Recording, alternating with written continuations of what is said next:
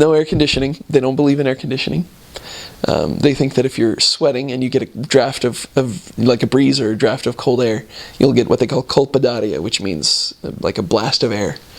And that will freeze your immune system for a few seconds. And that will allow viruses to, invade your vital organs and you might die. There's something like 100 deaths a year in Italy that are put down by medical doctors as colpodaria.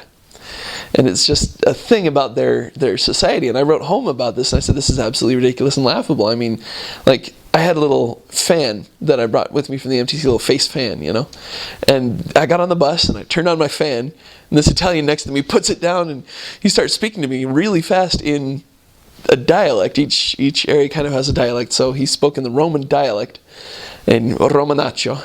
Or they just kind of abbreviate it, Romanach, which is how they say it in Roman. And he's like, don't do that, you'll get colpodaria. And it took him a few tries to explain to me, but he was trying to save my life. And if you have an Italian companion, quite a few of them do that as well. They say, don't turn on the fan, even though it's 110 degrees and 90% humidity and you're sweating, about to die, and you don't know how you're going to get to sleep. They say, don't turn on the fan, we need to close all the windows so we don't get breezes over us. And so we don't want to die. And that's one of the things you had to learn to live with. But as I was explaining to my mom in this email, she wrote me back and she says, well, we have some of that stuff in America too. And I'm like, oh, like what? She said, well, if your feet get wet, you're going to get sick. And I thought, well, that's a good point. Do the viruses seep in through my feet? I mean, what happens?